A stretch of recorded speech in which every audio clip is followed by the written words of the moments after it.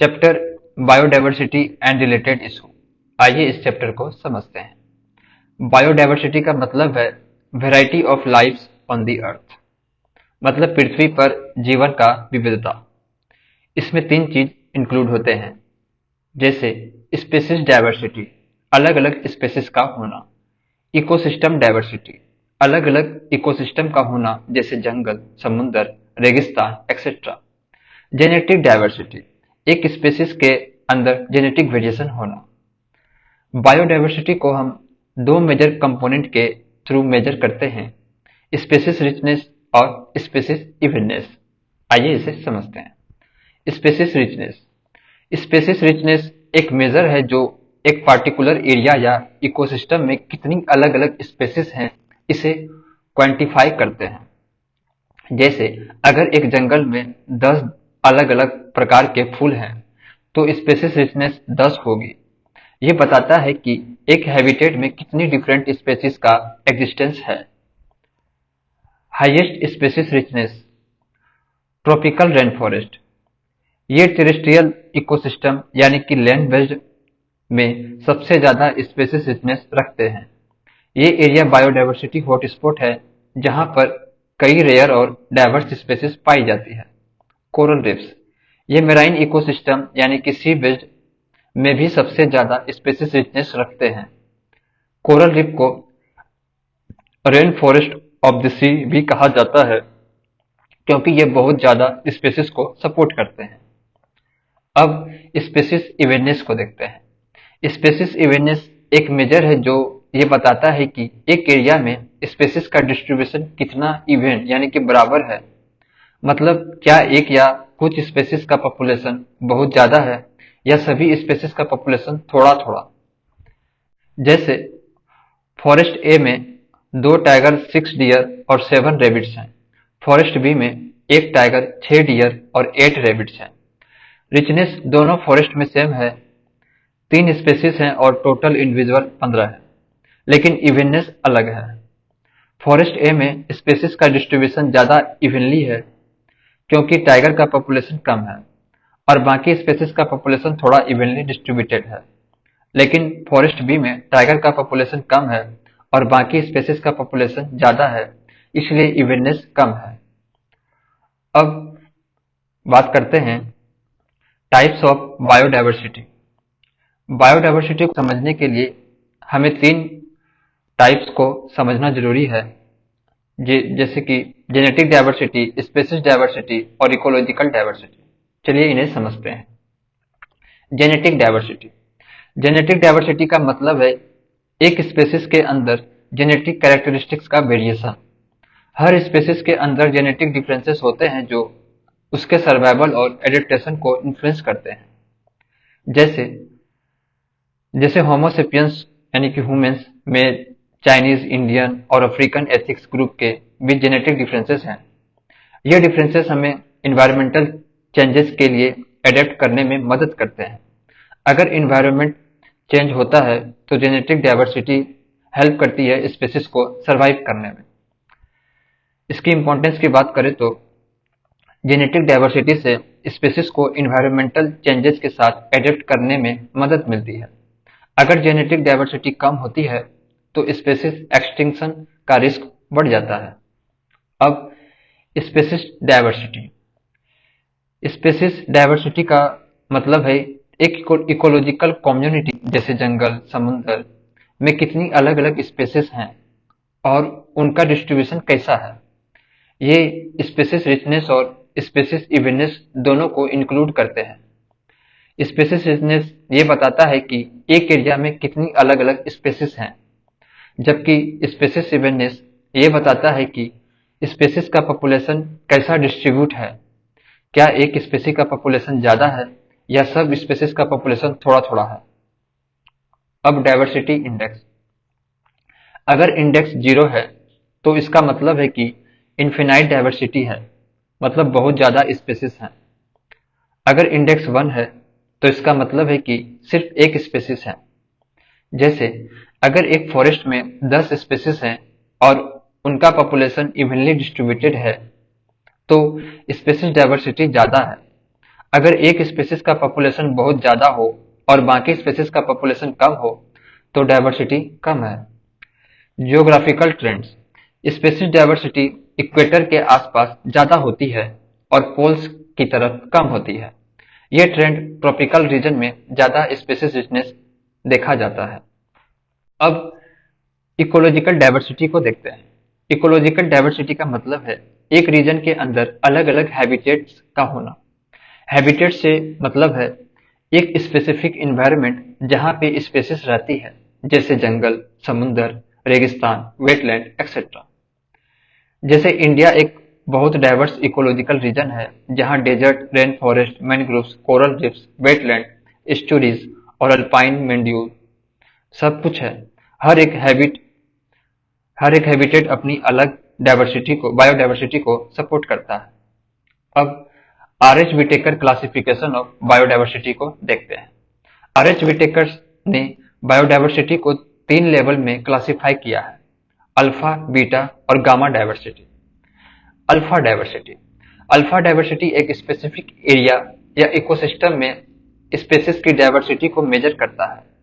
यह generally species richness को represent करता है, यानी कितनी स्पेसिस एक स्पेसिफिक एरिया में है। जैसे अगर एक फॉरेस्ट में 20 अलग अलग स्पेसिस हैं तो उस फॉरेस्ट की अल्फा डाइवर्सिटी 20 होगी। बीटा डाइवर्सिटी बीटा डाइवर्सिटी एक कंपैरिजन है जो दो अलग इकोसिस्टम के बीच स्पेसिस डाइवर्सिटी को कंपेयर करता है। यह बताता है कि अलग अलग हैबिटेट्स में कितना डिफरेंस है स्पेसिस कंपोजिशन में।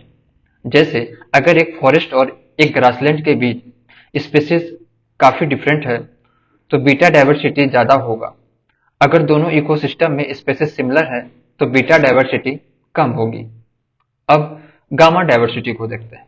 गामा डाइवर्सिटी एक रीजन के अंदर सभी इकोसिस्टम का टोटल डाइवर्सिटी को मेजर करता है।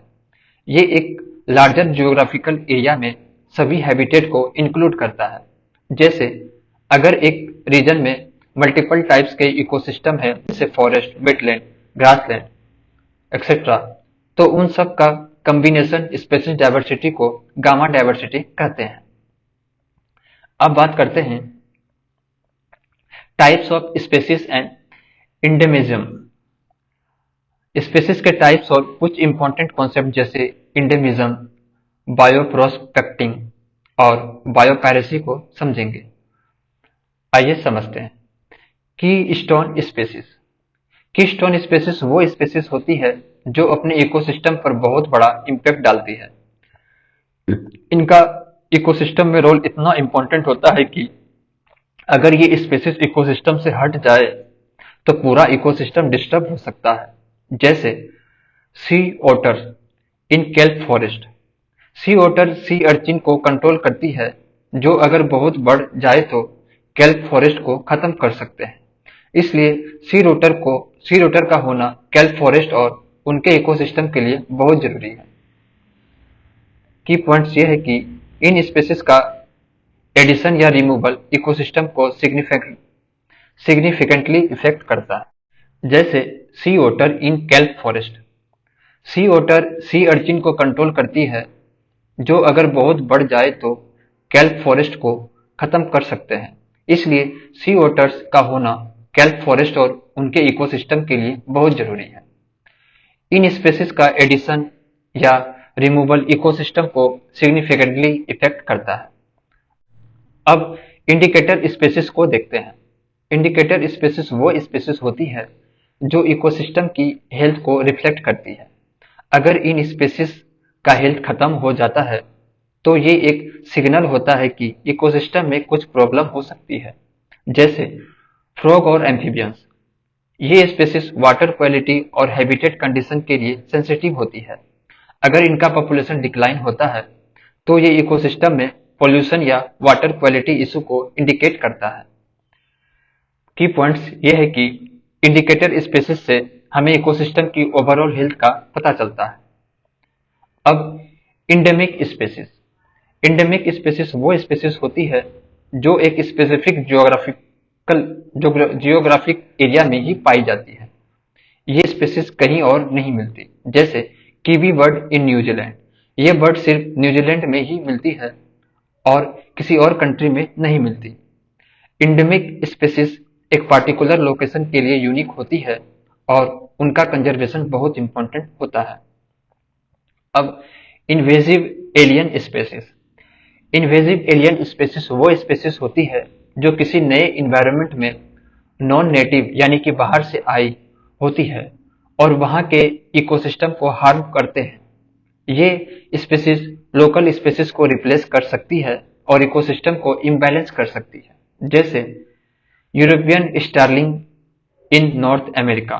ये बर्ड लोकल बर्ड पॉपुलेशन को compete करती है और इकोसिस्टम को डिस्टर्ब करती है। तो की पॉइंट्स ये है कि इन्वेजिव स्पेसिस को कंट्रोल करना जरूरी है क्योंकि ये नेटिव स्पेसिस को थ्रेट बना सकती है। अब फ्लैगशिप स्पेसिस। फ्लैगशिप स्पेसिस वो स्पेसिस होती है जो कंजर्वेशन इफर्ट को रिप्रेजेंट करती है। इन्हें कैरिज्मेटिक स्पेसिस भी कहा जाता है क्योंकि ये लोगों का अटेंशन ग्रैब करती है और कंजर्वेशन के लिए सपोर्ट जनरेट करती है, जैसे गैंट पांडास। ये पांडा को यूज किया जाता है बम्बू फॉरेस्ट हैबिटेट के कंजर्वेशन को हाईलाइट करने के लिए। फ्लैगशिप स्पेसिस को यूज करके पब्लिक अवेयरनेस और फंडिंग को इंक्रीज किया जा सकता है। अब अम्ब्रेला स्पेसिस। अम्ब्रेला स्पेसिस वो स्पेसिस होती है जिनका कंजर्वेशन पूरे इकोसिस्टम को प्रोटेक्ट करने के लिए किया जाता है। अगर हम इन स्पेसिस का हैबिटेट प्रोटेक्ट करते हैं तो ब्रॉड बायोडाइवर्सिटी भी प्रोटेक्ट हो जाती है, जैसे बंगाल टाइगर। अगर बंगाल टाइगर का हैबिटेट प्रोटेक्ट करते हैं तो उस हैबिटेट में रहने वाले और स्पेसिस भी इनडायरेक्टली प्रोटेक्ट होती है। अम्ब्रेला स्पेसिस का कंजर्वेशन इकोलॉजिकल बैलेंस को मेंटेन करने में मदद करता है। अब फाउंडेशनल स्पेसिस। फाउंडेशनल स्पेसिस वो स्पेसिस होती है जो अपने इकोसिस्टम को सेफ और मेंटेन करती है। ये स्पेसिस इकोसिस्टम के स्ट्रक्चर और फंक्शन को सपोर्ट करती है, जैसे बीवर्स। बीवर्स अपने डैम्स बनाते हैं जो वेटलैंड क्रिएट करते हैं और वाटर फ्लो को इन्फ्लुएंस करते हैं। ये वेटलैंड दूसरे स्पेसिस को सपोर्ट करते हैं। फाउंडेशनल स्पेसिस इकोसिस्टम के बेसिक स्ट्रक्चर को बनाती है और उसे मेंटेन करती है। अब बात करते हैं इंडेमिज्म। इंडेमिज्म का मतलब है एक स्पेसिस का एक स्पेसिफिक ज्योग्राफिक एरिया में ही होना। अगर कोई स्पेसिस सिर्फ एक जगह पर मिलती है और कहीं और नहीं तो वो स्पेसिस इंडेमिक होती है, जैसे cactus spaces in Sahara desert. ये कैक्टस सिर्फ सहारा डेजर्ट में मिलती है। इंडेमिज्म बायोडाइवर्सिटी को समझने में मदद करता है क्योंकि ये स्पेसिस किसी पार्टिकुलर हैबिटेट के लिए यूनिक होती है। अब बायोप्रोस्पेक्टिंग। बायोप्रोस्पेक्टिंग का मतलब है बायोडाइवर्सिटी को एक्सप्लोर करना ताकि हम जेनेटिक रिसोर्सेस और बायोकेमिकल्स डिस्कवर कर सके जो कमर्शियली वैल्यूएबल हो सकते हैं। ये प्रोसेस हमें न्यू मेडिसिन, एग्रीकल्चरल प्रोडक्ट्स या बायोकेमिकल कंपाउंड्स दे सकती है। इसकी की पॉइंट्स ये है कि बायोप्रोस्पेक्टिंग कंट्री को अपनी बायोडाइवर्सिटी का इकोनॉमिक यूज करने का मौका देता है। अब बायोपायरेसी। बायोपायरेसी का मतलब है जेनेटिक रिसोर्सेस और ट्रेडिशनल नॉलेज को बिना परमिशन के ले लेना। ये रिसोर्सेस डेवलपिंग कंट्री से लिए जाते हैं और उनके इंडिजिनस पीपल को कंपनसेशन नहीं मिलता। जैसे अगर कोई कंपनी इंडिया के ट्राइबल एरिया से मेडिसिनल प्लांट का यूज करती है और उन्हें पेटेंट कर लेती है बिना इंडिजिनस कम्युनिटी को बेनिफिट दिए तो ये बायोपायरेसी हो सकती है। बायोपायरेसी को रोकने के लिए नागोया प्रोटोकॉल है जो फेयर और इक्विटेबल शेयरिंग को इंश्योर करता है। अब बात करते हैं biodiversity of India. Biodiversity of India के बारे में डिस्कस करेंगे। इंडिया एक मेगा डाइवर्स कंट्री है जो दुनिया के रिचनेस बायोडाइवर्सिटी रीजन में से एक है। इसका मतलब है कि यहाँ पर प्लांट और एनिमल की वैरायटी बहुत ज्यादा है जो पूरे प्लानेट की स्पेसिस का एक सिग्निफिकेंट पार्ट है। चलिए इसको समझते हैं। Mega diverse country. Mega diverse का मतलब है कि एक कंट्री में एक्स्ट्रा ऑर्डिनरीली रिच बायोडाइवर्सिटी होती है। इंडिया को मेगा डाइवर्स कंट्री क्लासिफाई किया गया है, जिसका मतलब है कि इंडिया के पास बहुत ज्यादा स्पेसीज है जो दुनिया के किसी और पार्ट में नहीं मिलती। इसकी की पॉइंट्स ये है कि 10% अर्थ के सरफेस पर होने के बावजूद मेगा डाइवर्स कंट्री में 70% टेरेस्ट्रियल बायोडाइवर्सिटी मिलती है। इंडिया का बायोडाइवर्सिटी कंट्रीब्यूशन काफी ज्यादा है। अब UN identified mega diverse country.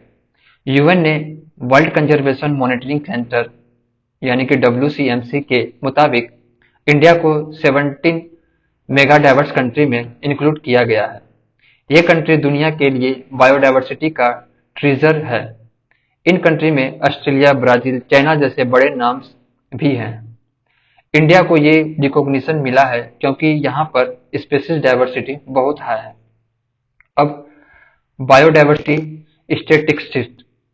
India के पास 24.62% एरिया फॉरेस्ट और ट्री कवर में है।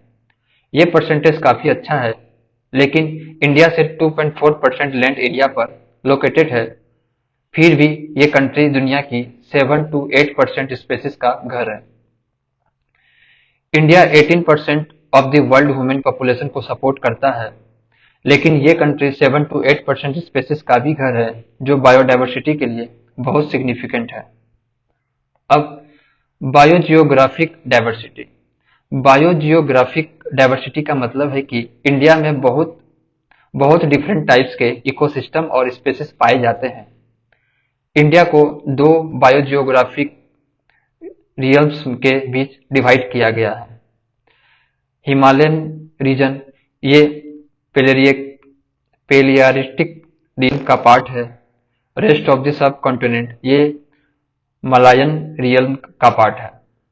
इंडिया के पास 5 बायोम्स और 10 बायोजियोग्राफिकल जोन है। ये जोन अलग अलग टाइप के हैबिटेट और इकोसिस्टम को रिप्रेजेंट करते हैं। अब बायोम्स इन इंडिया। बायोम्स वो रीजन होते हैं जहां पर एक स्पेसिफिक क्लाइमेट और वेजिटेशन होती है। इंडिया में 5 मेजर बायोम्स हैं।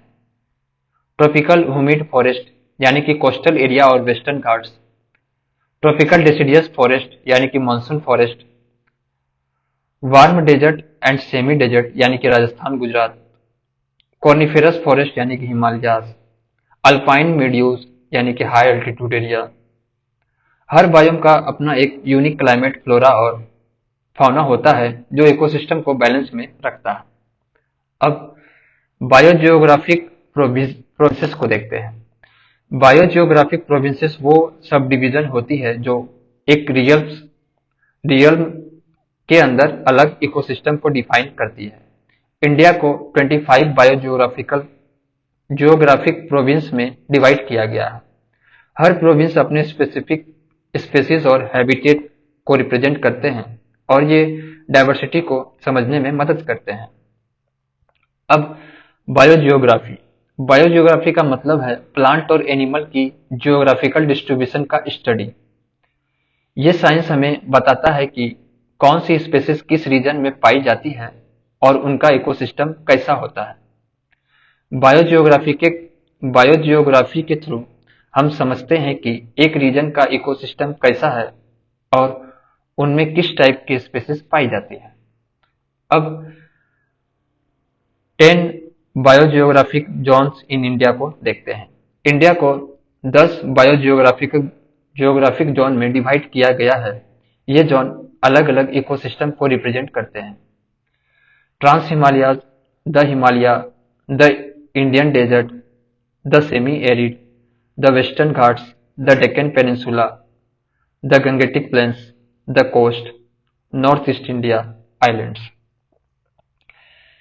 हर जोन का अपना यूनिक क्लाइमेट, स्पेसिस और वेजिटेशन होता है। ये जोन इंडिया की बायोडाइवर्सिटी को समझने में मदद करते हैं। अब इंडेमिज्म इन इंडिया। इंडेमिज्म का मतलब है एक स्पेसिस सिर्फ एक स्पेसिफिक रीजन में पाई जाती है और दुनिया के किसी और पार्ट में नहीं मिलती। इंडिया में काफी हाई इंडेमिज्म है, जैसे 12.6% mammals, 4.5% birds, 45.8% reptiles, 55.8% amphibians, 33% plants। Indian tiger और एशियन लायन इंडिया के इंडेमिक स्पेसीज हैं जो सिर्फ यहीं पाए जाते हैं। अब बात करते हैं बायोडायवर्सिटी हॉटस्पॉट्स।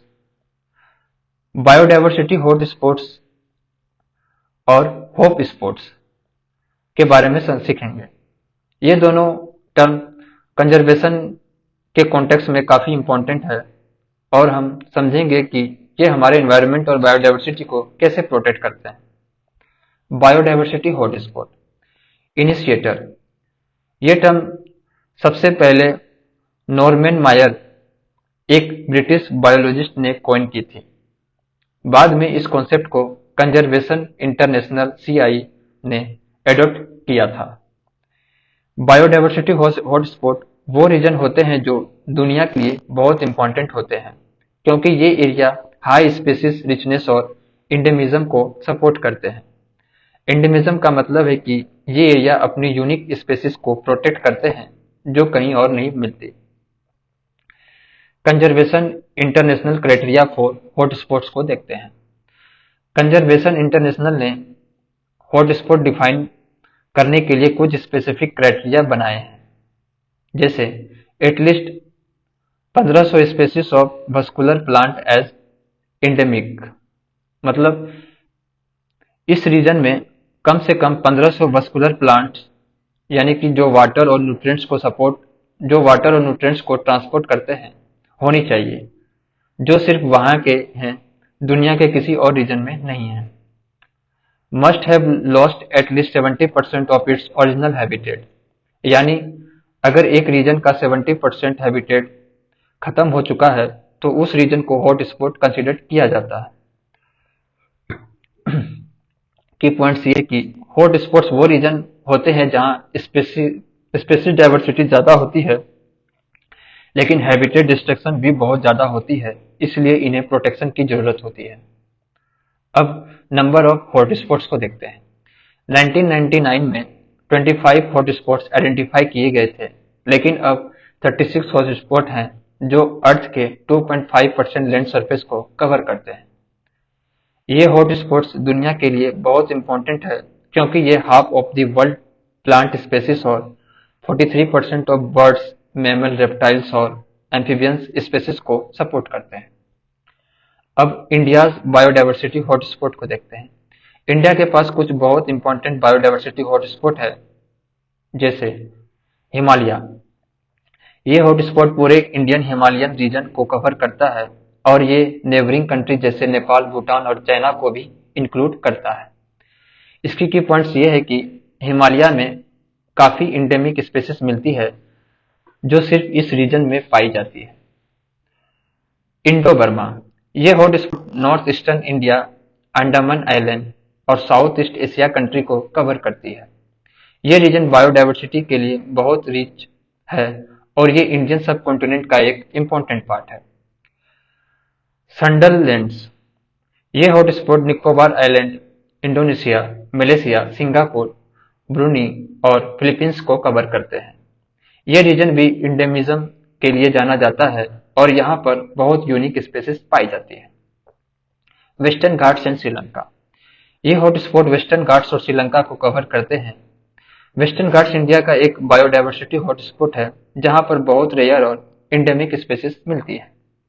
अब होप स्पॉट्स की बात करते हैं। होप स्पॉट्स वो रीजन होते हैं जो मेराइन प्रोटेक्टेड एरिया है और जो वाइल्ड लाइफ और अंडर वाटर हैबिटेट्स के लिए स्पेशल प्रोटेक्शन की जरूरत रखते हैं। ये इनिशिएटिव मिशन ब्लू और IUCN यानी कि international union for conservation of nature के ज्वाइंट एफर्ट से स्टार्ट किया गया था।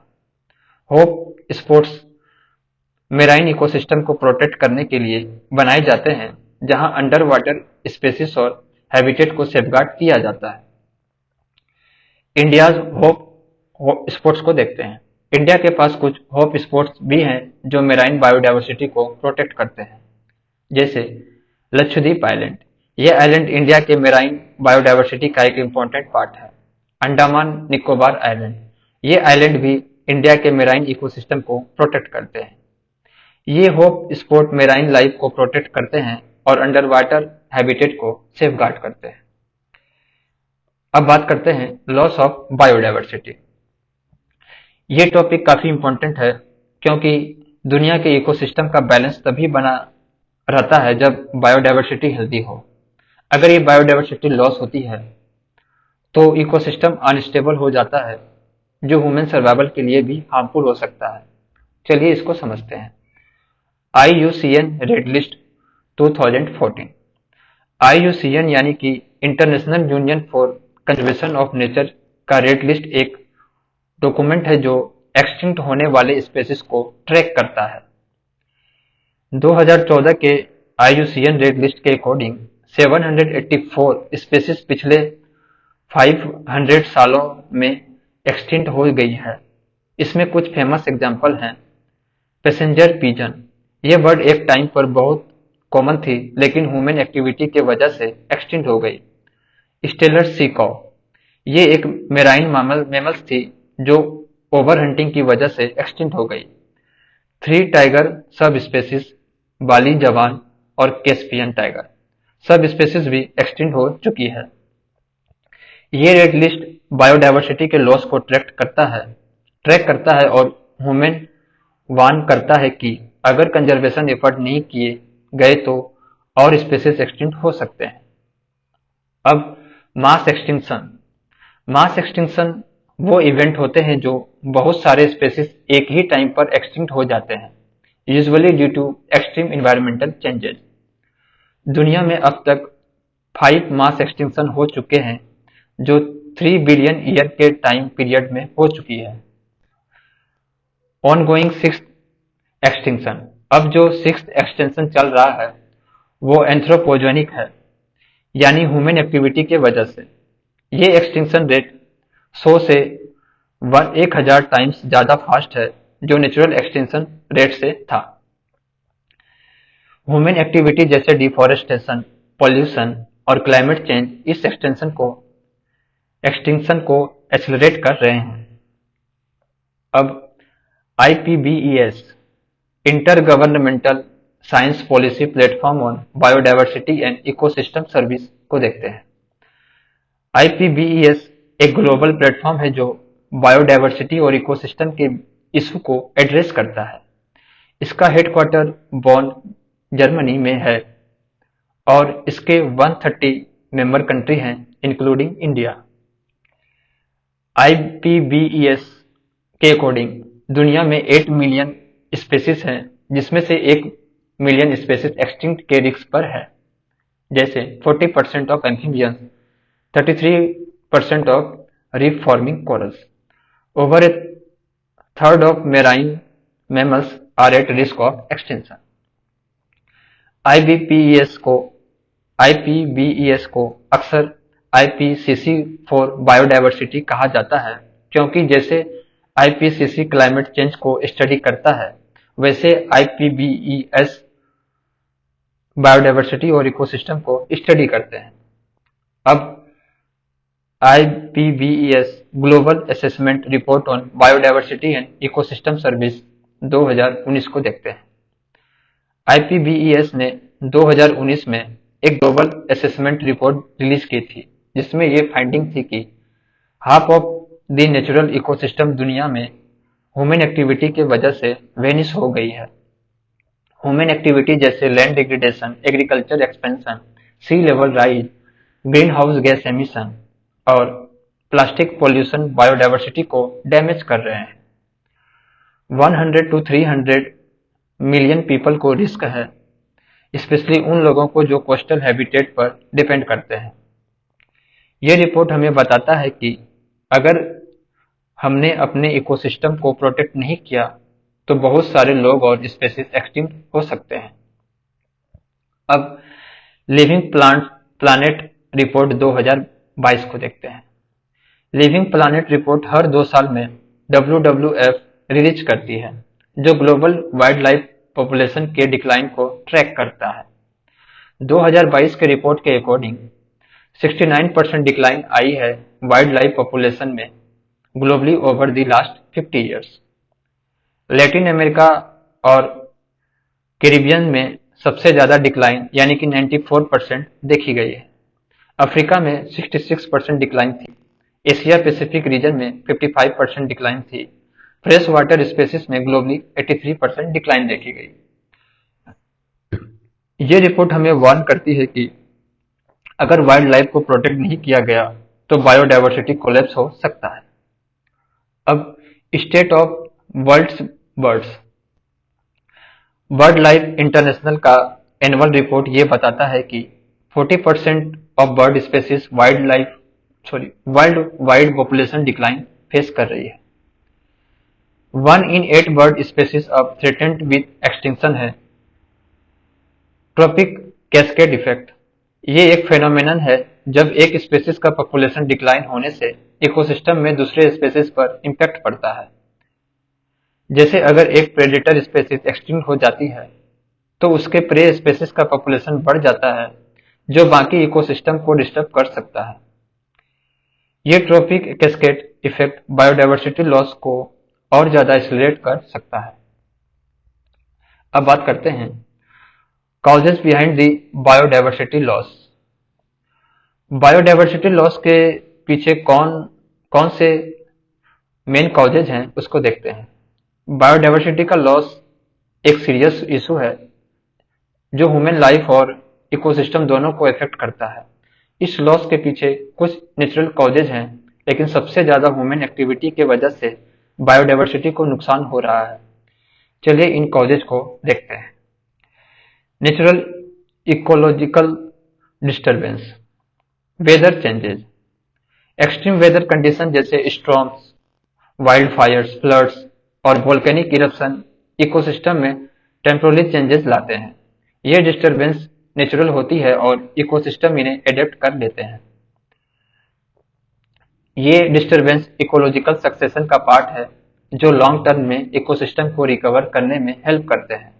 लेकिन जब ये डिस्टर्बेंस बहुत फ्रीक्वेंट हो जाता है तो बायोडायवर्सिटी को नुकसान हो सकता है। अब evil quartet, major causes of biodiversity loss.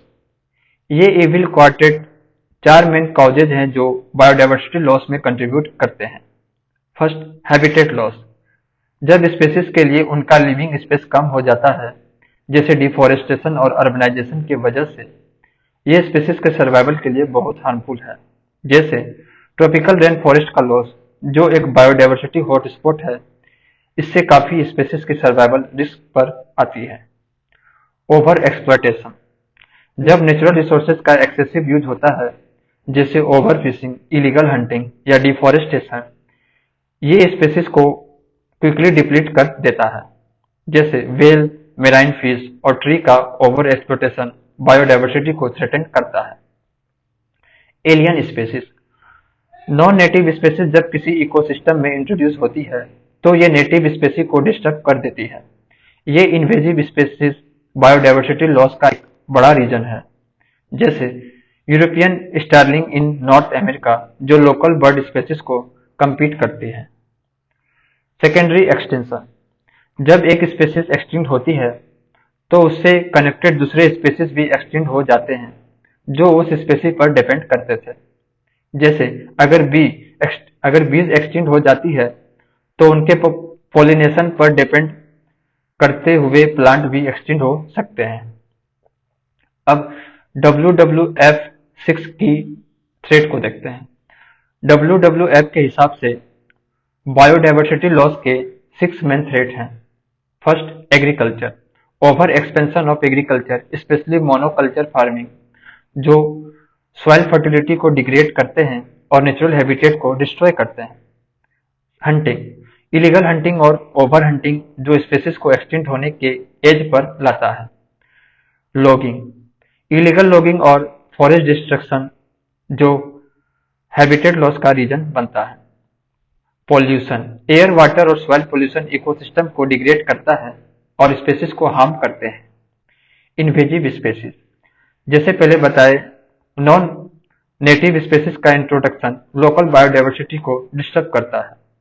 Climate change के इफेक्ट जैसे टेम्परेचर राइज और सी लेवल राइज इकोसिस्टम और स्पेसीज डिस्ट्रीब्यूशन को इफेक्ट करते हैं। अब हैबिटेट लॉस एंड फ्रेगमेंटेशन को देखते हैं। हैबिटेट लॉस, जब स्पेसीज के नेचुरल हैबिटेट्स कम हो जाते हैं तो उनके सर्वाइवल का रिस्क बढ़ जाता है।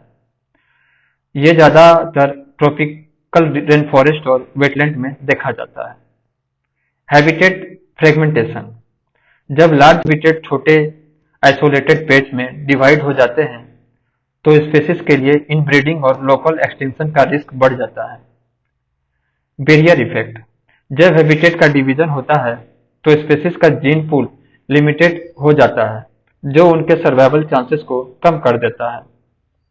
अब बात करते हैं एलियन स्पेसीज इन्वेजन।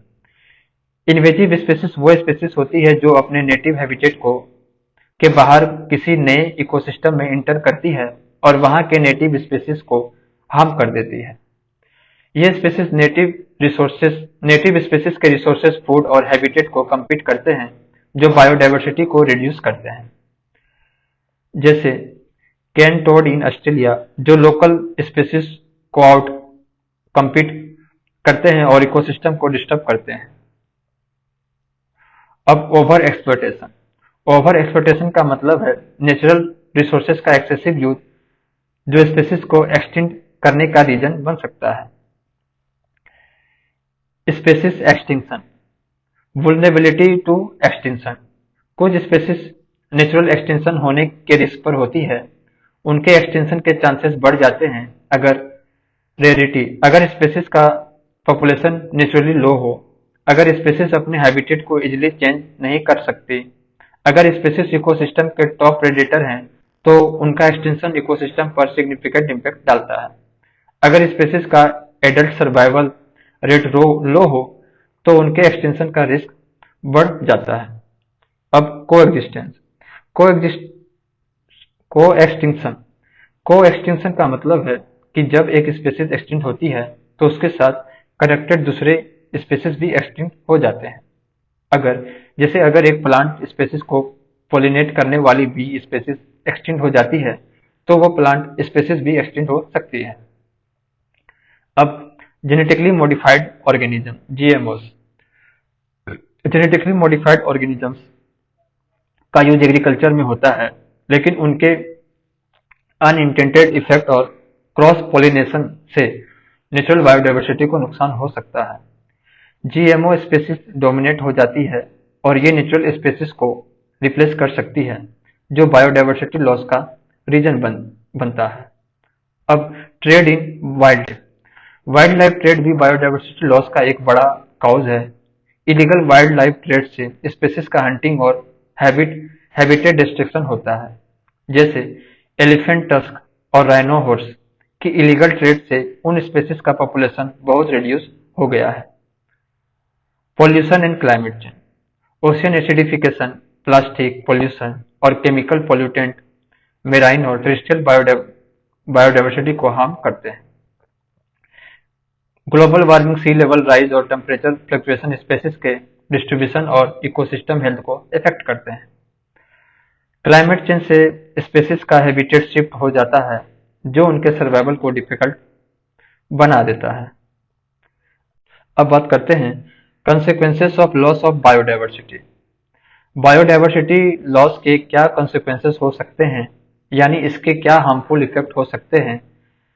जब बायोडाइवर्सिटी लॉस होती है तो ये सिर्फ एनिमल और प्लांट को ही नहीं इफेक्ट करता, बल्कि ह्यूमन लाइफ और इकोसिस्टम को भी डायरेक्टली इम्पैक्ट करता है। चलिए इसको समझते हैं। Effect livelihood, ecosystem service. Biodiversity हमारे लिए कई इंपॉर्टेंट सर्विस प्रोवाइड करता है, जैसे clean water, air, soil fertility और पॉलिनेशन। अगर बायोडाइवर्सिटी का लॉस हो जाता है तो ये सर्विस इफेक्ट हो जाती है, जो डायरेक्टली हमारे लिवलीहुड को इफेक्ट करती है। जैसे फिशरमैन को फिश पॉपुलेशन का लॉस हो सकता है या फार्मर को सॉइल फर्टिलिटी का लॉस हो सकता है। इनकम एंड माइग्रेशन, जब बायोडाइवर्सिटी का लॉस होता है तो लोगों की इनकम सोर्सेस भी कम हो जाती है। यह माइग्रेशन को बढ़ा सकता है, जैसे लोग अपने गांव या शहर को छोड़कर दूसरे जगह शिफ्ट करते हैं। Health impact. बायोडायवर्सिटी का लॉस मेडिसिन और डिजीज ट्रीटमेंट के डिस्कवरी को भी लिमिट कर सकता है। अगर प्लांट और एनिमल का डाइवर्सिटी कम हो जाता है तो नए ट्रीटमेंट या क्यूर्स फाइंड करना मुश्किल हो सकता है। अब food and nutritional security crisis. Food production. Biodiversity का लॉस डायरेक्टली फूड प्रोडक्शन को इफेक्ट करता है। अगर पोलिनेटर जैसे बीज का लॉस होता है तो क्रॉप की प्रोडक्टिविटी कम हो जाती है। इससे फूड सिक्योरिटी पर रिस्क आता है। जैसे राइस, व्हीट और फ्रूट जैसे क्रॉप्स का प्रोडक्शन पोलिनेटर पर डिपेंड करता है। Soil productivity. हेल्दी सॉइल भी बायोडायवर्सिटी पर डिपेंड करते हैं। जब बायोडायवर्सिटी लॉस होती है तो सॉइल की फर्टिलिटी और प्रोडक्टिविटी भी इफेक्ट होती है, जो फूड प्रोडक्शन को लिमिट करती है। न्यूट्रिशन। हमारे न्यूट्रिशन का भी बायोडायवर्सिटी से कनेक्शन है। अगर डाइवर्स क्रॉप और स्पेसीज का लॉस होता है तो हमारे डाइट में वैरायटी कम हो जाती है, जो ग्लोबल न्यूट्रिशन स्टेटस को इफेक्ट करता है। अब बात करते हैं human animal conflict. Human animal conflict तब होता है जब वाइल्ड एनिमल और ह्यूमंस के बीच इंटरेक्शन बढ़ जाता है। ये कॉन्फ्लिक्ट ज्यादातर ह्यूमन इंक्रोचमेंट यानी कि ह्यूमन का एनिमल के हैबिटेट में जाना, land use changes, habitat loss और क्लाइमेट चेंजेस की वजह से होता है। इसके इम्पैक्ट को देखते हैं। Crop and property damage. Wild animal जैसे एलिफेंट, बियर और वाइल्ड बोर्स क्रॉप को डैमेज करते हैं। Livestock depredation. Wild animal जैसे टाइगर और लियोपार्ड लाइव स्टॉक को मार देते हैं। Injuries and death. ये कॉन्फ्लिक्ट ह्यूमन के लिए डेंजरस हो सकता है, जैसे वाइल्ड एनिमल का अटैक। प्रिवेंटिव स्ट्रेटेजीज क्या है देखते हैं। ह्यूमन एनिमल कॉन्फ्लिक्ट को रिड्यूस करने के लिए कुछ स्ट्रेटेजीज हैं, जैसे artificial and natural barrier, fencing या नेचुरल बैरियर लाइक ट्रेंचेज बनाकर, गार्डिंग, लाइव स्टॉक को गार्ड करना, रिलोकेशन, वाइल्ड एनिमल को उनके नेचुरल हैबिटेट में रिलोकेट करना, वेस्ट मैनेजमेंट, वाइल्ड एनिमल को ह्यूमन सेटलमेंट के वेस्ट से अट्रैक्ट होने से रोकना। अब कूलिंग, क्यूलिंग, कंजर्वेशन और biodiversity loss. Natural Keylong. Nature में कुछ प्रोसेस होते हैं जैसे स्टारवेशन, डिजीज और प्रेडेशन, जो वाइल्ड लाइफ पॉपुलेशन को कंट्रोल करते हैं। ये एक नेचुरल प्रोसेस है और बायोडायवर्सिटी को मेंटेन करते हैं। Controlled cooling by human. कभी कभी ह्यूमन इंटरवेंशन जरूरी होता है जब ह्यूमन एनिमल कॉन्फ्लिक्ट बढ़ जाता है। कूलिंग का मतलब है कुछ एनिमल को सिलेक्टिवली मारना ताकि स्पीशीज के पॉपुलेशन को कंट्रोल किया जा सके। जैसे वाइल्ड बोर्स को कंट्रोल करने के लिए कूलिंग किया जाता है क्योंकि ये क्रॉप को डैमेज करते हैं। कंट्रोवर्सी को देखते हैं। कूलिंग को लेकर डिबेट्स है क्योंकि कुछ लोग इसे बायोडायवर्सिटी लॉस के रूप में देखते हैं, जबकि कुछ लोग इसे नेसेसरी समझते हैं for managing wildlife population. Increase zoonosis due to habitat loss को देखते हैं। Zoonotic disease. जूनोसिस वो डिजीज है जो एनिमल से ह्यूमन में ट्रांसफर होती है। अगर इकोसिस्टम चेंज होता है और हैबिटेट लॉस होता है तो ये डिजीज इजिली ह्यूमन तक पहुंच सकती है। Link with ecosystem health. Ecosystem health और जूनोटिक डिजीज का डायरेक्ट कनेक्शन होता है। अगर इकोसिस्टम हेल्दी है तो डिजीज का स्प्रेड कंट्रोल हो सकता है, लेकिन जब हैबिटेट लॉस होता है तो वाइल्ड लाइफ ह्यूमन के क्लोज आ जाता है और डिजीज स्प्रेड होती है। Adverse changes to biotic interaction. Biotic interaction ये वो इंटरेक्शन है जो स्पीशीज के बीच होती है, जैसे प्रेडेटर प्रे, कंपटीशन और म्यूचुअलिज्म। अगर स्पीशीज का नंबर सडनली रिड्यूस हो जाता है तो ये इंटरेक्शन डिस्टर्ब हो जाता है। Niches and roles. हर स्पीशीज का एक स्पेसिफिक रोल होता है इकोसिस्टम में, जैसे बीज का रोल पोलिनेशन में। अगर ये स्पीशीज एक्सटिंक्ट हो जाती है तो इकोसिस्टम का स्ट्रक्चर और फंक्शन चेंज हो जाता है। अब बात करते हैं बायोडायवर्सिटी कंजर्वेशन। इन सितु कंजर्वेशन के बारे में समझेंगे। ये एक ऐसा कंजर्वेशन मेथड है जिसमें हम जेनेटिक रिसोर्सेज के उनके नेचुरल हैबिटेट में ही प्रोटेक्ट करते हैं। मतलब स्पेसिस को उनके अपने नेचुरल इन्वायरमेंट में प्रिजर्व करते हैं जहां वो नेचुरली ग्रो और इवॉल्व करते हैं। Wild life sanctuaries. Wild life sanctuaries वो एरिया होते हैं जो इंडेंजर्ड स्पेसिस को उनके नेचुरल हैबिटेट में प्रोटेक्ट करते हैं। ये सेंचुरीज स्टेट गवर्नमेंट के द्वारा नोटिफिकेशन के थ्रू डिक्लेयर किया जाता है और वाइल्ड लाइफ प्रोटेक्शन एक्ट 1972 के अंदर प्रोटेक्टेड होते हैं। राइट्स एंड रेगुलेशंस की बात करें तो कुछ राइट्स जैसे ग्रेजिंग और फायरवुड कलेक्शन को रेगुलेटेड वे में अलाउ किया जा सकता है, लेकिन माइनिंग को बिल्कुल अलाउ नहीं किया जाता। ये बात सुप्रीम कोर्ट ने भी क्लियरिफाई की है। Promotion to national park. अगर सेंचुरी का मैनेजमेंट अच्छा हो तो उसे नेशनल पार्क बनाया जा सकता है, जिससे और भी स्ट्रिक्ट प्रोटेक्शन होती है। Tiger reserve. टाइगर रिजर्व वो को भी वाइल्ड लाइफ सेंचुरी की तरह प्रोटेक्शन मिलती है, लेकिन इनका फोकस स्पेशली टाइगर पॉपुलेशन के कंजर्वेशन पर होता है। ये reserve national tiger conservation authority के अंदर मॉनिटर किए जाते हैं, जो प्रोजेक्ट टाइगर के थ्रू टाइगर स्पेसीज को प्रोटेक्ट करते हैं। प्रोजेक्ट टाइगर का एम है टाइगर की पॉपुलेशन को स्टेबल और सस्टेनेबल बनाना, जिससे पूरे इंडिया में स्प्रेड किया जा सके। प्रोजेक्ट टाइगर का एम है टाइगर की पॉपुलेशन को स्टेबल और सस्टेनेबल बनाना, जिससे पूरे इंडिया में स्प्रेड किया गया है। अब नेशनल पार्क को सबसे स्ट्रिक्ट प्रोटेक्शन दी जाती है। यहाँ पर कोई राइट्स अलाउ नहीं होते, मतलब no grazing, no firewood collection और no hunting allow.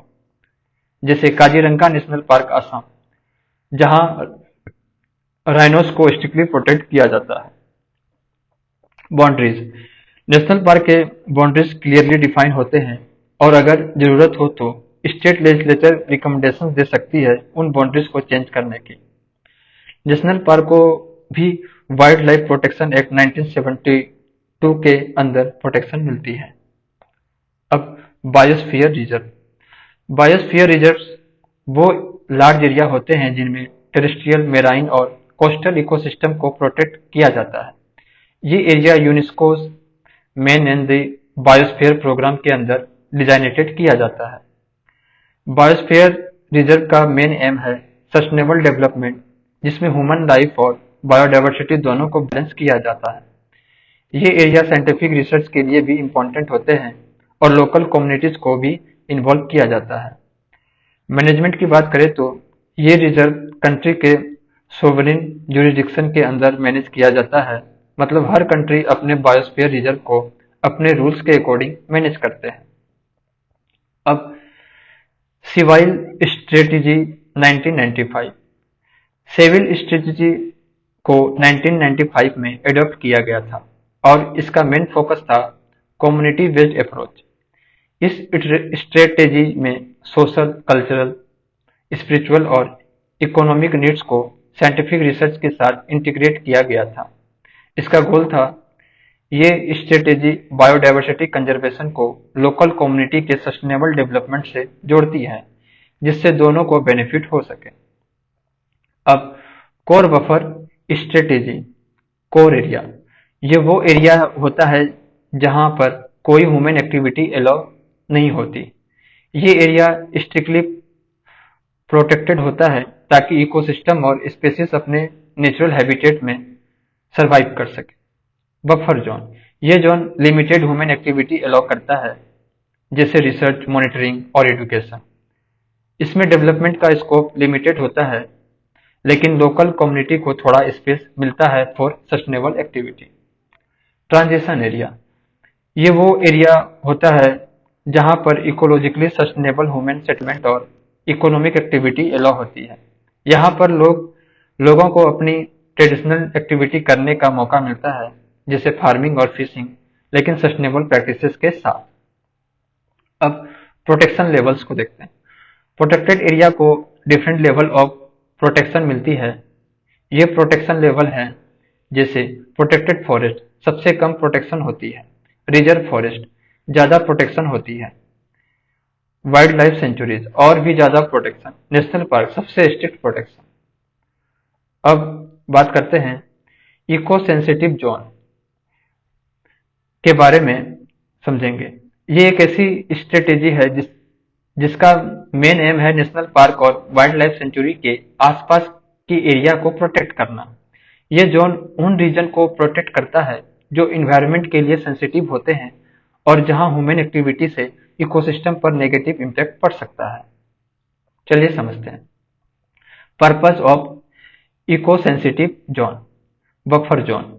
Eco sensitive zone का मेन पर्पज है एक बफर जोन क्रिएट करना जो नेशनल पार्क और सेंचुरीज को ह्यूमन एनिमल कॉन्फ्लिक्ट और फॉरेस्ट डिप्लीशन से बचाए। ये जोन वाइल्ड लाइफ और नेचुरल हैबिटेट को सेफ रखते हैं जहां ह्यूमन इंटरफेरेंस मिनिमम होता है। Regulation and notification. National wild life action plan 2002 से 2016 के तहत स्टेट गवर्नमेंट को 10 किलोमीटर के रेडियस में लैंड को इकोनॉमिक लैंड को इको सेंसिटिव जोन डिक्लेयर करने का मैंडेट दिया गया। ये रेडियस नेशनल पार्क और वाइल्ड लाइफ सेंचुरीज के आसपास होता है। बियॉन्ड 10 किलोमीटर, अगर कोई एरिया इकोलॉजिकली इम्पोर्टेंट है तो उसे भी इको सेंसिटिव जोन डिक्लेयर किया जा सकता है, जैसे वाइल्ड लाइफ कॉरिडोर जो एनिमल के मूवमेंट को फैसिलिटेट करते हैं। सुप्रीम कोर्ट डायरेक्टिव्स 2022 को देखते हैं। सुप्रीम कोर्ट ने जून 2022 में एक इम्पोर्टेंट रूलिंग दी थी कि minimum 1 kilometre eco sensitive zone होना चाहिए हर वाइल्ड लाइफ सेंचुरी और नेशनल पार्क के बाउंड्रीज के अराउंड। ये इंश्योर करता है कि प्रोटेक्टेड एरिया को प्रॉपर बफर मिले। Core and buffer model. Eco sensitive zone को कोर और बफर एरिया में डिवाइड किया जाता है। कोर एरिया में ह्यूमन एक्टिविटी बिल्कुल रेस्ट्रिक्टेड होती है, जबकि बफर एरिया में लिमिटेड ह्यूमन एक्टिविटी अलाउ होती है। अब लीगल स्टेटस को देखते हैं। इन्वायरमेंटल प्रोटेक्शन एक्ट 1986 और इन्वायरमेंट रूल 1986 के तहत गवर्नमेंट ऑफ इंडिया को ये पावर मिलती है कि वो इको सेंसिटिव जोन में कुछ स्पेसिफिक एक्टिविटी को रेस्ट्रिक्ट कर सके। ये सेफगार्ड करते हैं इन्वायरमेंट को और इंश्योर करते हैं कि कोई भी हार्मफुल एक्टिविटी वाइल्ड लाइफ को इफेक्ट ना करे। अब activities in eco sensitive zone को देखते हैं। प्रोहिबिटेड एक्टिविटीज जैसे कमर्शियल माइनिंग, ये इन्वायरमेंट को बहुत डैमेज करता है और वाइल्ड लाइफ को डिस्टर्ब करता है। सॉ मिल और पोल्यूटिंग इंडस्ट्रीज, ये एयर और वाटर पोल्यूशन को इंक्रीज करते हैं। Commercial firewood, major hydro power project, ये वाटर बॉडीज और एक्वाटिक लाइफ को डिस्टर्ब कर सकते हैं। Aerial tourism, aircraft wildlife को डिस्टर्ब करते हैं, specially during breeding season. Waste discharge, ये पोल्यूशन का मेजर सोर्सेस है, तो इन सब को प्रोहिबिट किया गया है, इन सब एक्टिविटी को प्रोहिबिट किया गया है। अब रेगुलेटेड एक्टिविटी को देखते हैं। ट्री फेलिंग, अगर ट्री कटिंग जरूरी हो तो उसे रेगुलेट किया जाता है। एग्रीकल्चर चेंजेस, एग्रीकल्चर को सस्टेनेबल वे में करना होता है ताकि इकोसिस्टम बैलेंस मेंटेन हो। Commercial water use, water resources का यूज रेगुलेटेड होता है। होटल एंड रिसोर्ट्स, टूरिज्म को इकोलॉजिकली सेंसिटिव वे में मैनेज किया जाता है। अब परमिटेड एक्टिविटी को देखते हैं। लोकल एग्रीकल्चर, लोकल कम्युनिटी को सस्टेनेबल फार्मिंग प्रैक्टिस की परमिशन होती है। रेन वाटर हार्वेस्टिंग, ये वाटर कंजर्वेशन टेक्निक प्रमोट की जाती है। ऑर्गेनिक फार्मिंग, पेस्टिसाइड्स और केमिकल के यूज को अवॉइड करने के लिए ऑर्गेनिक फार्मिंग को प्रमोट किया जाता है। ग्रीन टेक्नोलॉजी और रिन्यूएबल एनर्जी का भी यूज इंकरेज होता है। अब कंजर्वेशन रिजर्व, कंजर्वेशन रिजर्व वो एरिया होते हैं जो स्टेट गवर्नमेंट अपने कंट्रोल में डिक्लेयर करते हैं, स्पेशली उन एरिया को जो नेशनल पार्क और सेंचुरीज के आसपास होते हैं। Consultation with local communities, in reserves को डिक्लेयर करने से पहले लोकल कम्युनिटी के साथ कंसल्टेशन होती है ताकि उनकी इन्वॉल्वमेंट हो और उनकी राइट्स को रिस्पेक्ट किया जा सके। कम्युनिटी रिजर्व, कम्युनिटी रिजर्व वो एरिया होते हैं जो प्राइवेट या कम्युनिटी लैंड पर डिक्लेयर किया जाता है। ये उन कम्युनिटीज के लिए होते हैं जो अपने लैंड पर वाइल्ड लाइफ कंजर्वेशन करने का कमिटमेंट करते हैं। इन रिजर्व्स में लैंड राइट्स अनएफेक्टेड रहते हैं, मतलब लोग अपने लैंड को यूज कर सकते हैं, लेकिन कंजर्वेशन एक्टिविटी को फॉलो करते हुए। ये रिजर्व नेशनल पार्क और सेंचुरीज के लैंड में नहीं बनाया जा सकता। अब प्रोटेक्टेड एरिया। प्रोटेक्टेड एरिया वो एरिया होते हैं जो वाइल्ड लाइफ प्रोटेक्शन एक्ट 1972 के अंदर डिफाइन किया जाता है। इनमें national park, sanctuaries, conservation reserve और कम्युनिटी रिजर्व शामिल होते हैं। ये एरिया वाइल्ड लाइफ और बायोडायवर्सिटी को प्रोटेक्ट करते हैं और उनमें ह्यूमन एक्टिविटी को रेगुलेट किया जाता है। Secret groves. सीक्रेट ग्रुप्स वो फॉरेस्ट होते हैं जो एंशिएंट सोसाइटी ने अपने रिलीजियस और कल्चरल रीजन के लिए प्रिजर्व किया होता है। ये फॉरेस्ट लोकल कम्युनिटीज के लिए बहुत सीक्रेट होते हैं और उनमें ट्री और वाइल्ड लाइफ को वेनेरेटेड किया जाता है, जैसे खासी और जैंतिया हिल मेघालय, अरावली हिल राजस्थान, वेस्टर्न घाट्स कर्नाटका और महाराष्ट्र, चंदा और बास्टर छत्तीसगढ़। इन ग्रुप्स में लोकल कम्युनिटी अपने ट्रेडिशनल नॉलेज और प्रैक्टिसेस के थ्रू कंजर्वेशन करते हैं। अब बात करते हैं x situ conservation. X situ conservation का मतलब है जब हम थ्रेटेंड स्पेसीज को उनके नेचुरल हैबिटेट से रिलोकेट करते हैं और उन्हें प्रोटेक्टेड इन्वायरमेंट में रखते हैं जहां उनकी स्पेशल केयर की जाती है। ये स्ट्रेटेजी तब यूज होती है जब स्पेसीज को अपने नेचुरल इन्वायरमेंट में सरवाइव करना मुश्किल हो जाता है, जैसे हैबिटेट डिस्ट्रक्शन, क्लाइमेट चेंज या ओवर एक्सप्लॉयटेशन के वजह से। आइए समझते हैं example of ex situ conservation. Geological park, zoo, ये वो जगह है जहां वाइल्ड एनिमल को कैप्टिव रखा जाता है। यहाँ एनिमल को प्रॉपर केयर और ब्रीडिंग कंडीशन मिलती है। जू का मेन एम है कंजर्वेशन, एजुकेशन और रिसर्च होता है। बोटनिकल गार्डन, ये गार्डन स्पेशली प्लांट को प्रिजर्व करने के लिए बनाया जाता है। यहाँ रेयर और इंडेंजर्ड प्लांट स्पेसीज को ग्रो किया जाता है और उनकी प्रोटेक्शन की जाती है। वाइल्ड लाइफ सफारी पार्क, ये प्रोटेक्टेड एरिया होते हैं जहां एनिमल को नेचुरल हैबिटेट के जैसा इन्वायरमेंट दिया जाता है। यहाँ एनिमल को फ्री रोमिंग की स्पेस मिलती है, लेकिन उन्हें ह्यूमन इंटरेक्शन से बचाया जाता है। सीड बैंक, सीड बैंक वो प्लेस होते हैं जहां सीड को स्टोर किया जाता है for long term conservation.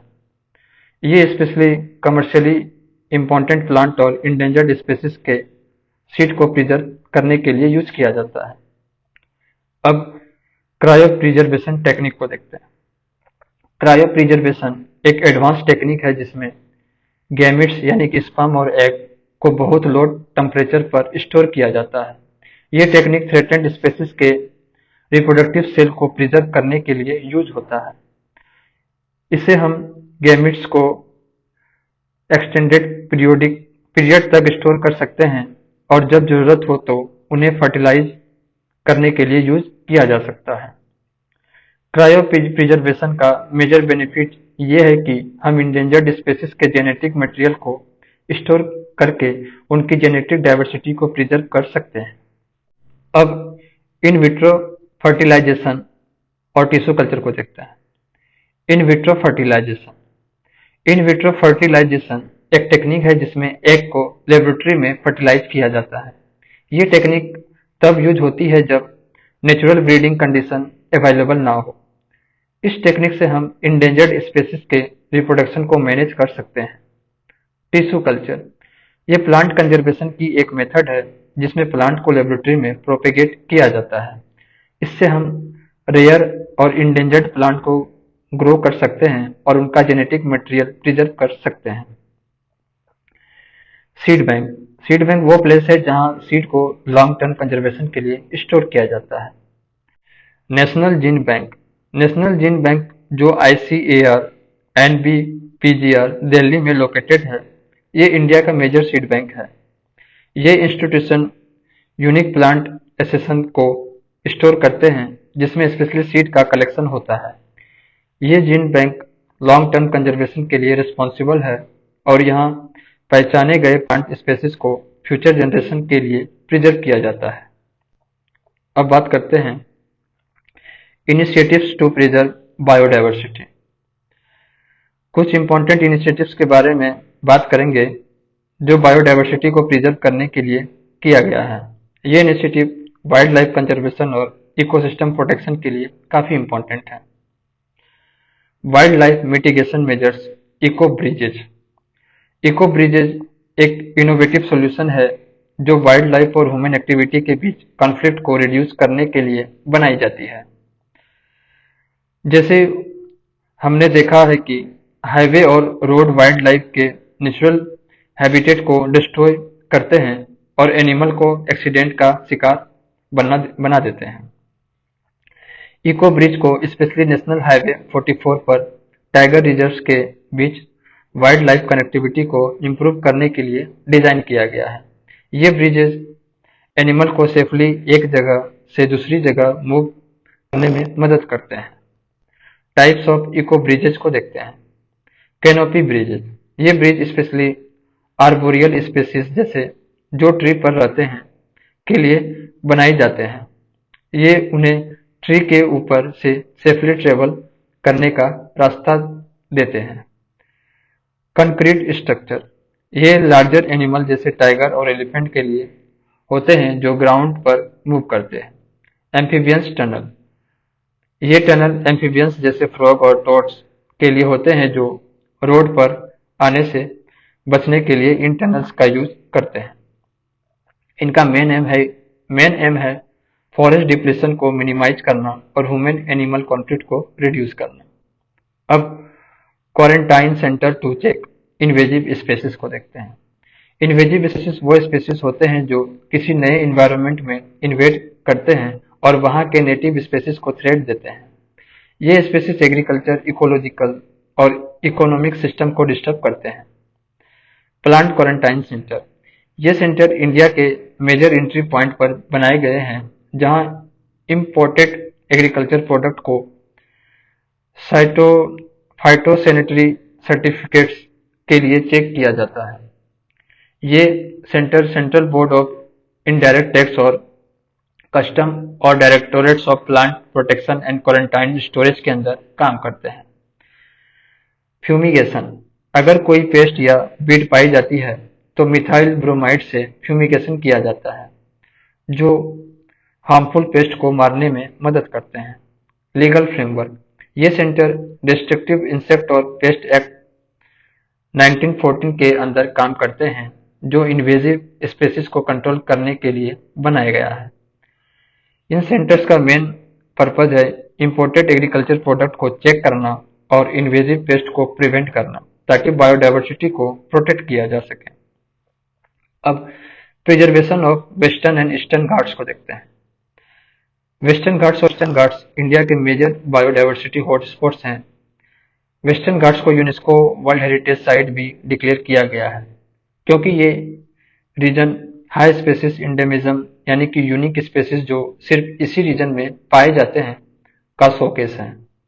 Western Ghats ये 6 स्टेट में फैला हुआ है और ये रीजन हाई बायोडायवर्सिटी और इंडेमिक स्पेसीज के लिए जाना जाता है। ये रीजन थ्रेट फेस कर रहा है जैसे डिफोरेस्टेशन और माइनिंग। ईस्टर्न घाट्स भी सिमिलर थ्रेट का सामना कर रहे हैं जैसे डिफोरेस्टेशन, सैंड माइनिंग और ह्यूमन इंक्रोचमेंट। ये रीजन भी अंडर प्रेशर है और इनकी कंजर्वेशन जरूरी है। माधव गडगिल कमेटी 2011 को देखते हैं। इस कमेटी ने वेस्टर्न घाट्स के कंजर्वेशन के लिए स्ट्रिंजेंट मेजर्स रिकमेंड किए थे जैसे माइनिंग और कंस्ट्रक्शन एक्टिविटी पर रोक लगाना। कस्तूरी रंगन कमेटी 2013 को देखते हैं। इस कमेटी ने कुछ प्रपोजल को डाइल्यूट कर दिया था जिसमें यह सजेस्ट किया गया था कि सर्टन एरिया को इकोलॉजिकली सेंसिटिव एरिया डिक्लेयर किया जाए। 2018 notification by ministry of environment, forest and climate change. Ministry of environment, forest and climate change ने अक्टूबर 2018 में नोटिफिकेशन दिया जिसमें वेस्टर्न घाट्स के अप्रोक्स 57,000 स्क्वायर किलोमीटर को इकोलॉजिकली सेंसिटिव एरिया डिक्लेयर किया गया। इसका एम है रीजन को प्रोटेक्ट करना और बायोडायवर्सिटी को प्रिजर्व करना। अब बात करते हैं historic citizen movement, the story of environmental struggle. Historic citizen movement के बारे में जिन्होंने इन्वायरमेंटल कंजर्वेशन और सस्टेनेबल डेवलपमेंट के लिए अपना जीवन समर्पित किया। इन मूवमेंट काफी इम्पोर्टेंट थे क्योंकि ये मूवमेंट लोगों की साहस और यूनिटी का प्रणाम है। इसमें से कुछ मूवमेंट काफी फेमस है, जैसे चिपको मूवमेंट, एपिको मूवमेंट और तेहरी डैम प्रोजेक्ट। आइए समझते हैं। चिपको मूवमेंट 1973। चिपको मूवमेंट एक ऐसा मूवमेंट था जिसमें लोग पेड़ों को गले लगाकर उन्हें काटने से बचाने की कोशिश करते थे। यह मूवमेंट 1973 में उत्तराखंड, जो कि अब उत्तर प्रदेश का हिस्सा है, में शुरू हुआ था। सुंदरलाल बहुगुणा, जो एक इन्वायरमेंटलिस्ट थे, उन्होंने इस मूवमेंट को लीड किया। उन्होंने डिफेंडर ऑफ द हिमालय और इन्वायरमेंटल गांधी के नाम से जाना जाता है। क्यों शुरू हुआ चिपको मूवमेंट को देखते हैं। जब फॉरेस्ट को काटकर कमर्शियल पर्पस के लिए यूज किया जाता था, तो लोकल कम्युनिटीज को ये लगने लगा कि उनके रिसोर्सेज खत्म हो जाएंगे। ये लोग डिफोरेस्टेशन से बचने के लिए खड़े हुए और पेड़ों को गले लगाकर उन्हें काटने से रोक दिया। इस मूवमेंट में महिलाओं का रोल काफी इम्पोर्टेंट था। गौरा देवी, जो रेनी विलेज की एक महिला थी, उन्होंने अपने गांव में इस मूवमेंट को लीड किया और पेड़ों को काटने से बचाया। चिपको मूवमेंट ने पीपल सेंसिटिव फॉरेस्ट पॉलिसीज को जन्म दिया और इन्वायरमेंटल कंजर्वेशन के लिए लोगों में अवेयरनेस बढ़ाई। सुंदरलाल बहुगुणा की एफर्ट्स के बाद 1980 में इंदिरा गांधी के साथ मीटिंग के बाद ग्रीन ट्री को खतरे पर 15 साल का बैन कर दिया गया। अब एपिको मूवमेंट 1983। एपिको मूवमेंट एक और ट्री हगिंग मूवमेंट था जो कर्नाटका में 1983 में शुरू हुआ। यह मूवमेंट चिपको मूवमेंट से इंस्पायर था और उसी तरह से डिफोरेस्टेशन को रोकने की कोशिश की गई थी। एपिको का मतलब है टू हग, गले लगाना मतलब। इस मूवमेंट में भी लोकल कम्युनिटीज, खासकर वुमेन ने काफी एक्टिव रोल प्ले किया। इस मूवमेंट का मेन ऑब्जेक्टिव था फॉरेस्ट को प्रोटेक्ट करना और उनके सस्टेनेबल यूज को प्रमोट करना। एपिको मूवमेंट ने कर्नाटका के फॉरेस्ट को बचाने के लिए लोगों को जागरूक किया। अब एंटी तेहरी डैम प्रोजेक्ट को देखते हैं। तेहरी डैम की कंस्ट्रक्शन के अगेंस्ट भी एक बड़ा प्रोटेस्ट हुआ था जो चिपको मूवमेंट से इंस्पायर्ड था।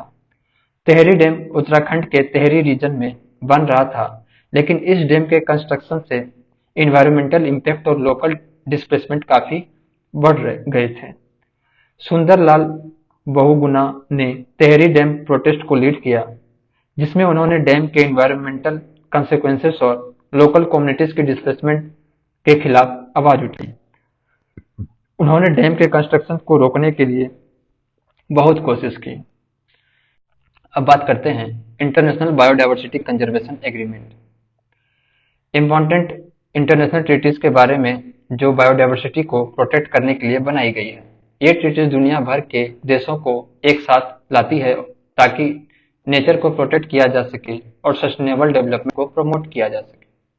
चलिए बात करते हैं convention on biological diversity, CBD. CBD एक लीगली बाइंडिंग मल्टीलेटरल ट्रीटी है जो 1992 में अर्थ समिट के दौरान रियो डे जेनेरियो में बनाई गई थी।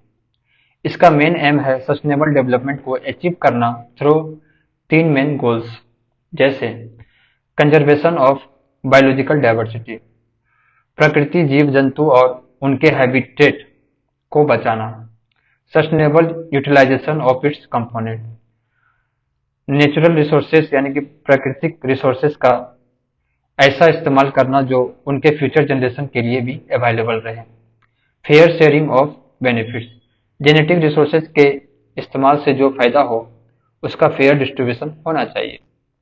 इस ट्रीटी को 196 कंट्री ने साइन किया है जो यूनाइटेड नेशन के मेंबर स्टेट हैं, लेकिन यूनाइटेड स्टेट ने इसे रेक्टिफाई नहीं किया। अब Cartagena protocol on biosafety. Cartagena protocol 2000 में एडॉप्ट किया गया था और ये सीबीडी का एक हिस्सा है।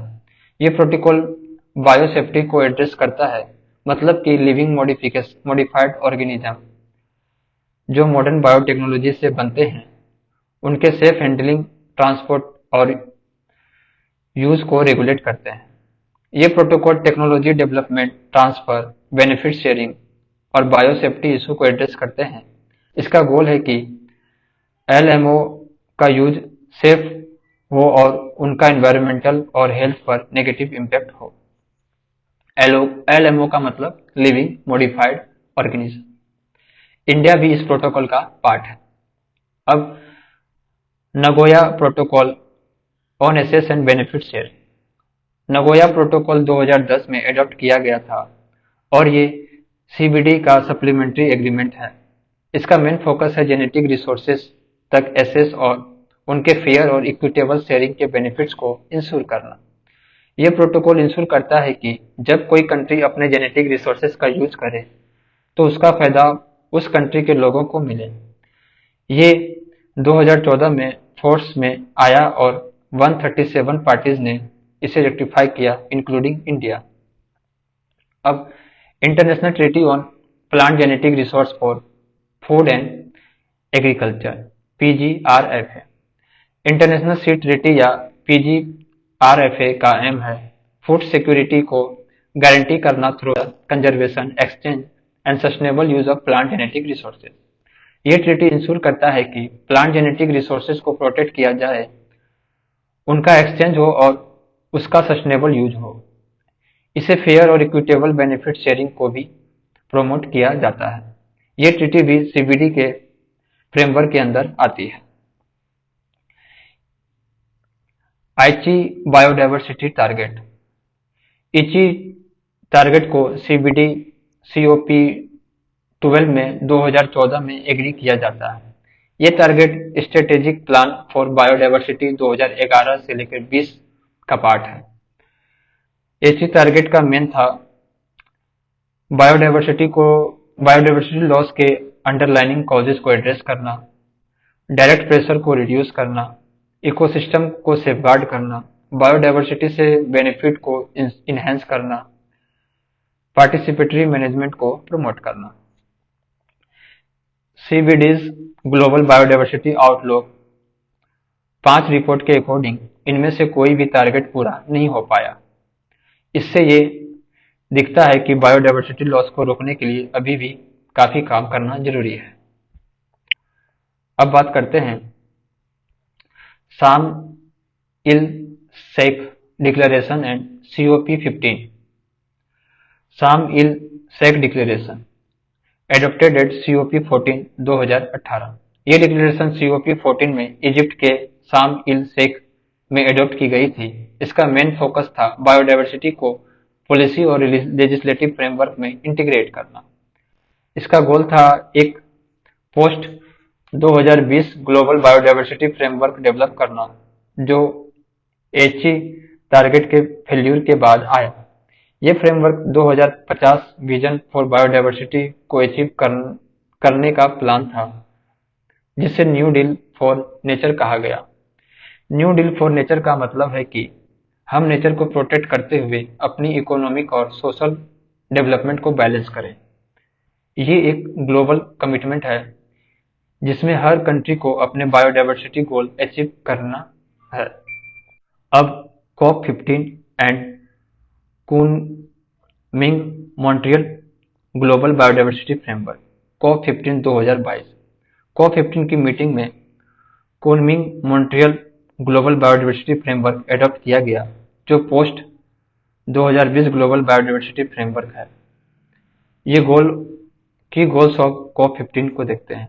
ये फ्रेमवर्क 2050 तक 4 ग्लोबल गोल सेट किए गए।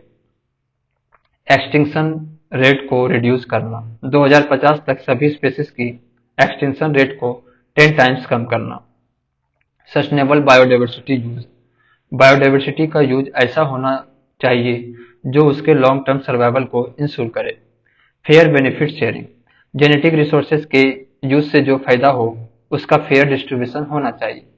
बायोडायवर्सिटी फाइनेंस गैप को क्लोज करना, हर साल $700 बिलियन की जरूरत है बायोडायवर्सिटी कंजर्वेशन के लिए और इस गैप को 2030 तक क्लोज करना।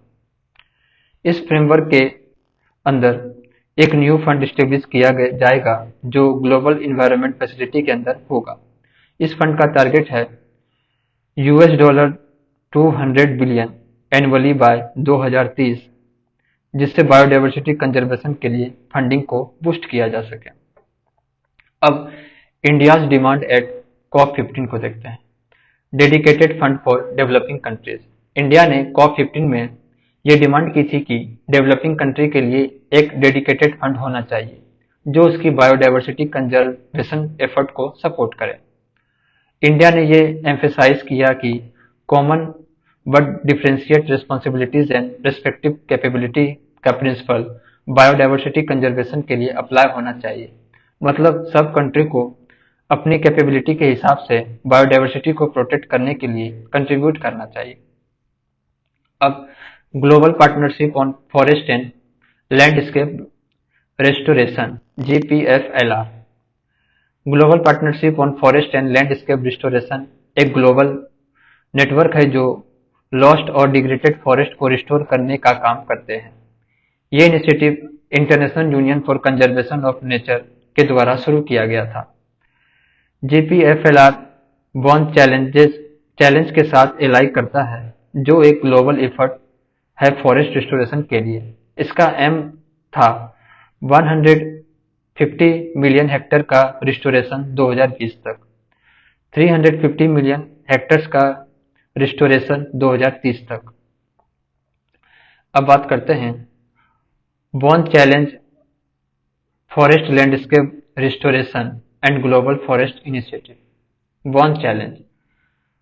बॉन्ड चैलेंज को 2011 में जर्मनी की गवर्नमेंट और IUCN ने लॉन्च किया था।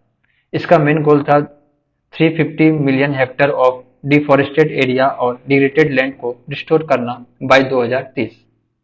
इंडिया ने भी वॉलंटरीली इस चैलेंज में शामिल होते हुए अपना टारगेट सेट किया था। इंडिया ने 26 मिलियन हेक्टेयर लैंड को रिस्टोर करने का प्रॉमिस किया है बाय 2030। ये प्लेज इंडिया के लिए एक बड़ा स्टेप है क्योंकि ये हमारे इन्वायरमेंटल कमिटमेंट को ग्लोबल लेवल पे रिफ्लेक्ट करता है। बॉन्ड चैलेंज को न्यूयॉर्क डिक्लेरेशन ऑन फॉरेस्ट के अंदर भी सपोर्ट मिलता है जिसमें ग्लोबल गोल से सेट किए गए हैं जिससे फॉरेस्ट रिस्टोरेशन को प्रमोट किया जा सके। अब forest landscape restoration. Forest landscape restoration एक प्रोसेस है जो 2000 में IUCN एंड WWF ने कॉइन किया था। FLR का मेन गोल है कि हम डिफॉरेस्टेड और डिग्रेडेड लैंडस्केप को रिस्टोर कर सके ताकि उनकी इकोलॉजिकल इंटीग्रिटी वापस आए और ह्यूमन वेलबींग को भी इन्हेंस किया जाए। फॉरेस्ट लैंडस्केप रिस्टोरेशन एक प्लान प्रोसेस होता है जो एंटायर लैंडस्केप को फोकस करता है। इसमें सिर्फ ट्री को नहीं बल्कि पूरे इकोसिस्टम को रिस्टोर करने का प्लान होता है। ये एक होलिस्टिक अप्रोच है जिसमें बायोडायवर्सिटी, वाटर मैनेजमेंट और लोकल कम्युनिटीज की नीड्स को भी ध्यान में रखता है। XB world forest Congress and Seoul declaration 2015 को देखते हैं। ये कांग्रेस सियोल साउथ कोरिया में 2015 में हुई थी जिसमें दुनिया भर के फॉरेस्ट एक्सपर्ट और पॉलिसी मेकर ने मिलकर फॉरेस्ट कंजर्वेशन के इशू पर डिस्कस किया। हर 6 साल में ये कांग्रेस होती है जिसमें फूड एंड एग्रीकल्चर ऑर्गेनाइजेशन का रोल होता है। इस बार का थीम था building A green healthy and resilient future with forest. इसका मतलब है कि हमें अपने फॉरेस्ट को प्रोटेक्ट करते हुए एक सस्टेनेबल और रेजिलेंट फ्यूचर की तरफ बढ़ना है। सोल डिक्लेरेशन ने सर्कुलर बायो इकोनॉमी की तरफ ट्रांजिशन का स्ट्रेस दिया था।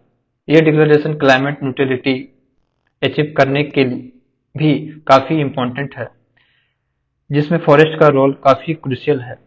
इसमें यह भी कहा गया है कि फॉरेस्ट को सस्टेनेबल तरीके से यूज करना होगा ताकि हम फ्यूचर जनरेशन के लिए प्रिजर्व कर सकें। अब United nation initiative for forest, United nation strategy plan for forest 2017 से 30। 2017 में यूएन फोरम ऑन फॉरेस्ट में एक स्ट्रेटेजिक प्लान एडॉप्ट किया गया था जिसमें 6 ग्लोबल फॉरेस्ट गोल सेट किए गए। इस प्लान को यूएन जनरल असेंबली ने रेक्टिफाई किया था। इस प्लान के अंदर 26 एसोसिएटेड टारगेट हैं जो 2030 तक अचीव करना है। इसमें एक वॉलंटरी टारगेट भी है जो ये कहता है कि ग्लोबल फॉरेस्ट एरिया को 3% तक बढ़ाया जाए बाय 2030। ये टारगेट अप्रोक्सीमेटली 120 बिलियन हेक्टेयर का एरिया कवर करता है। ये गोल दुनिया भर के कंट्री को एक कॉमन डायरेक्शन में काम करने के लिए इंस्पायर करते हैं ताकि हम अपने फॉरेस्ट को प्रोटेक्ट कर सके और उसका सस्टेनेबल यूज कर सके। अब बात करते हैं decades on ecosystem restoration 2021-30 BIOFIN and UNESCO world heritage site. चलिए समझते हैं। डिकेड ऑन इकोसिस्टम रिस्टोरेशन 2021 से 30।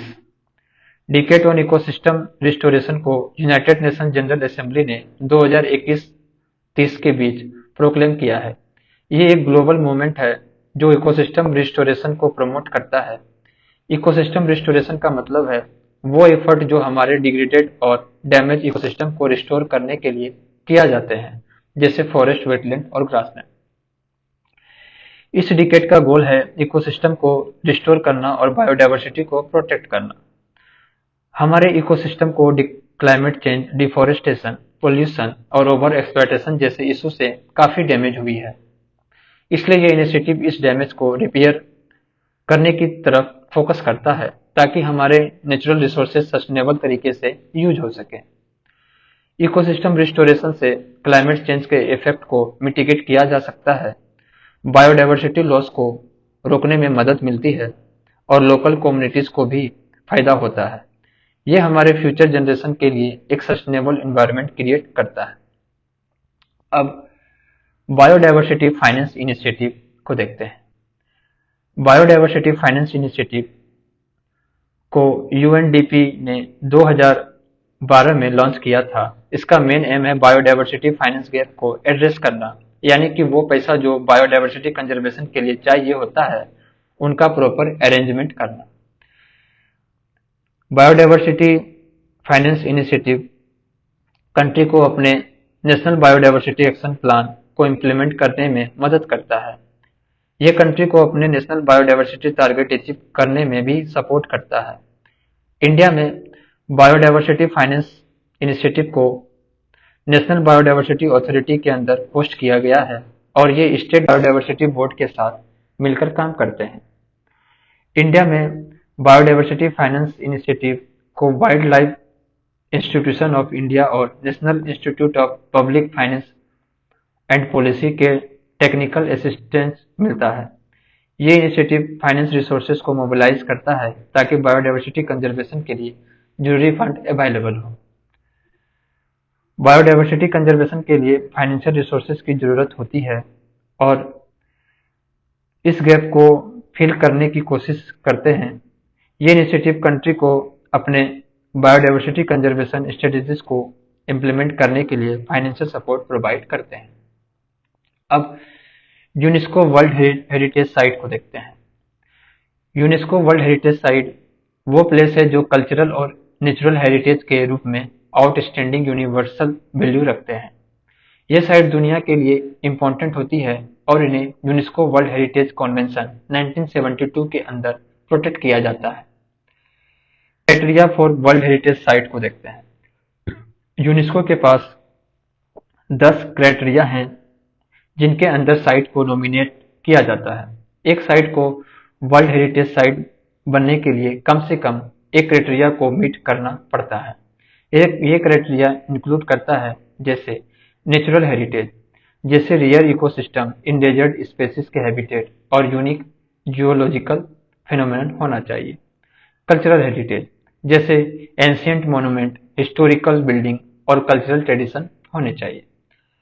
अब why it is important. World heritage site को प्रिजर्व करना हमारी ग्लोबल रिस्पॉन्सिबिलिटी है।